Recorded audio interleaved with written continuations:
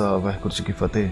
चमकौर के युद्ध में जहां मुट्ठी भर सिंहों ने मुगलों की 10 लाख सेना का मुकाबला किया, वहीं इस युद्ध में सिंहों के अलावा गुरु गोविंद सिंह जी के बड़े साहबजादे भी शहीदी प्राप्त कर गए थे। यह युद्ध देसी महीने की 8 पौ को हुआ और जो बाकी सिंह चमकौर में बच गए थे वह 9 पौ को लड़ते हुए शहीद होते हैं। इसके बारे में हमने कल वाली वीडियो में जाना था, लेकिन ये युद्ध अभी खत्म नहीं हुआ था। ये जंग 10 पौ यानी 24 दिसंबर को भी चली और आज जो सिख लड़ा वह थी गुरु गोविंद सिंह जी की एक बहादुर शेरनी जिसका नाम है शरण कौर। कुछ लोग इसे हरशरण कौर के नाम से भी जानते हैं। तो आज 10 पौ को बीबी शरण कौर जी की शहीदी के बारे में हम जानेंगे और साथ में जानेंगे कि छोटे साहबजादों को कोतवाली से आगे कहां लेकर जाया जाता है। संगत जी, 2 दिन तक जो चमकौर में युद्ध चला उसका खौफ लोगों तक पहुंचाने के लिए मुगलों ने एक गलत अफवाह आसपास के सभी गांव में फैला दी कि गुरु गोविंद सिंह जी इस युद्ध में मारे गए हैं और मुगलों और पहाड़ी राजाओं ने भाई संगत सिंह जी का कटा हुआ सिर दिखाया और साथ में यह भी ऐलान कर दिया कि मैदान पर शहीद हुए सिंहों का कोई भी अंतिम संस्कार नहीं करेगा। सैनिक गांव-गांव जाकर लोगों को डरा रहे थे ताकि कोई किले के पास ना जा सके। जब ये खबर पास के गांव रायपुर में पहुंची तो वहां बीबी शरण कौर जी जिसका पति प्रीतम सिंह जो के गुरु गोविंद सिंह जी के साथ चमकौर की जंग में था, जब उसने ये सुना कि सभी सिख मारे गए हैं तो वह बिना किसी की परवाह किए रात को हाथ में मशाल लिए अपने पति को ढूंढने निकल जाती है। संगत जी, वही युद्ध स्थल जहां कल तलवारें चल रही थी इस वक्त मौत के सन्नाटे में बिल्कुल सुनसान दिखाई दे रहा था। बीबी शरण कौर बचते बचाते किसी तरह से चमकौर के मैदान और किले में प्रवेश कर गई।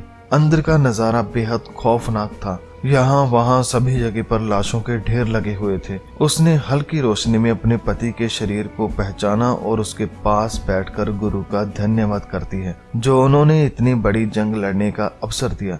बीबी शरण कौर इतने बड़े बलिदान को यूं ही व्यर्थ नहीं जाने देना चाहती थी। उसने अपने पति के पास और सिखों के शरीर भी देखे। उसने एक एक करके उन सभी सिखों को जमा किया और जैसे जैसे किसी भी सिंह का मृतक शरीर मिलता तो बीबी शरण कौर को उन पर नाज भी होता और आंखों में आंसू भी आते जो आखिरी समय तक गुरु के साथ रहे। गुरु का उन्होंने साथ निभाया। तो बीबी शरण कौर ने धीरे धीरे करके गुरु साहब के दोनों साहबजादों वह सिंहों के शरीरों को एक स्थान पर रखकर लकड़ियों को इकट्ठा किया। उसने अपने काम को बहुत ही जल्दी पूरा करके एक सामूहिक चिता तैयार कर दी।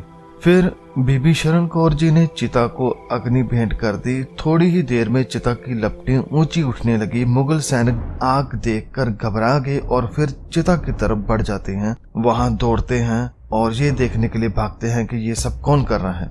तो बीबी शरण कौर अभी गई नहीं थी। वह वहां बैठकर गुरबानी का पाठ करने लगी। जब सिपाही वहां पहुंचे तो सिपाही हैरान थे कि कैसी इतनी रात में एक अकेली औरत इस मैदान में पहुंच गई और मृत सिंहों का अंतिम संस्कार कर रही है। सैनिकों ने ऊंची आवाज में पूछा, कौन हो तुम? तो बीबी शरण कौर जी ने कहा, मैं गुरु गोविंद सिंह जी की बेटी हूँ। सिपाही पूछते हैं, तुम यहाँ क्या कर रही हो? बीबी शरण कौर जी ने कहा, मैं अपने पति और शहीद भाइयों का अंतिम संस्कार कर रही हूँ। सिपाहियों ने पूछा कि क्या तुमने हुक्म नहीं सुना कि यहाँ पर आना माना है? बीबी ने कहा, हाँ मैंने सुना था। तो तुमने सरकारी हुक्म की तौहीन क्यों की? बीबी ने कहा, क्योंकि ये हुक्म एक झूठे व मक्कार राजा की ओर से था, ना कि मेरे सच्चे बादशाह की ओर से। मैं इस हुक्म को नहीं मानती। सिपाही कहते हैं कि ऐ लड़की, तुम इसका मतलब जानती हो?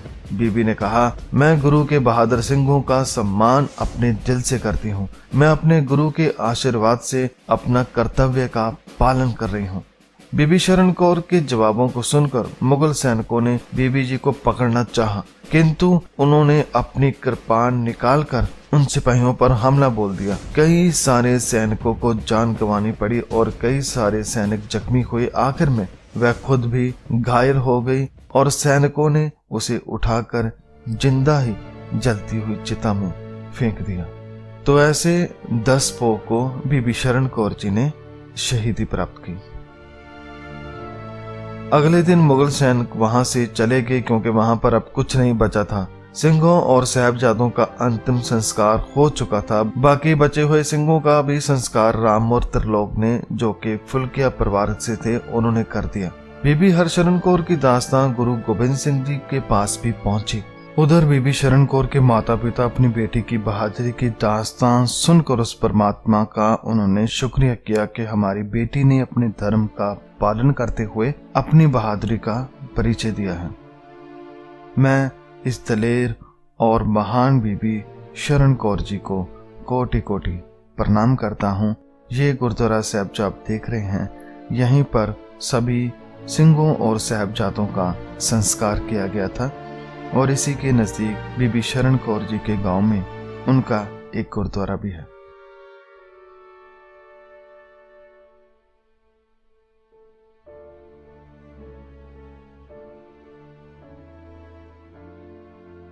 दूसरी तरफ दादीमा और छोटे साहिबजादे जो कि मोरिंडा जेल में कैद थे, उसे सरहंद के नवाब के हुक्म से सरहंद लाने के लिए कहा गया।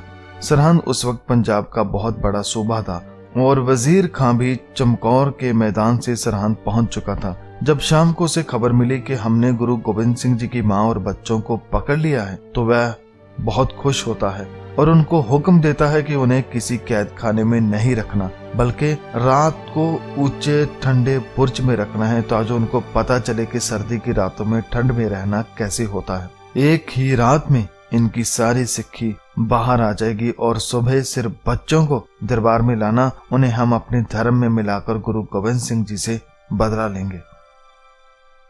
तो सैनिकों ने ऐसा ही किया। जब मोरिंडा कोतवाली से माताजी और साहिबजादों को सरहंद में लाया गया तो उन्हें एक ऊंचे बुर्ज में ले जाया गया। वह बुर्ज 140 फुट ऊंचा था। उसके पास हंसना नदी बहती थी। ये बुर्ज गर्मी के लिए बनाया गया था। गर्मी में यहाँ नदी के पानी के कारण मौसम ठंडा रहता था, लेकिन सर्दी में तो और भी ज्यादा ठंड बढ़ जाती थी। ऊपर से ना कुछ खाने को दिया और ना कोई गर्म कपड़ा दिया गया। दादी माँ ने बच्चों को अपनी गोद में बैठाकर रखा, उन्हें अपने पिता, दादा, परदादा की बातें सुनाई और गुरबानी द्वारा उन्हें गर्म रखा। तो ऐसी 10 पौ की वह रात थी, जो कि बड़ी ही मुश्किलों से भरी रात थी। ठंडी रात में पता नहीं कैसे उन्हें नींद आई होगी या नहीं भी आई होगी, ये सोच सोच कर मन भर आता है।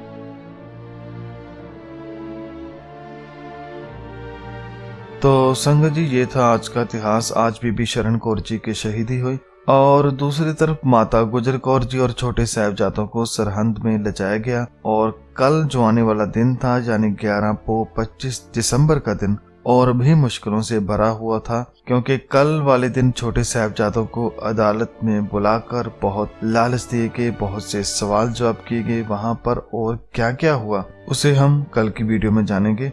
आज के लिए इतना ही। अंत में मैं सभी शहीदों को और माता गुजर कौर जी को, साहिबजादा जोरावर सिंह जी, साहिबजादा फतेह सिंह जी के चरणों में बार बार प्रणाम करता हूँ, जो उन्होंने इतने मुश्किल और कठिनाई भरे समय में भी सत्य और धर्म का साथ नहीं छोड़ा और हमें जीवन की बहुत बड़ी शिक्षा दी। वाहिगुरु जी का खालसा, वाहिगुरु जी की फतेह।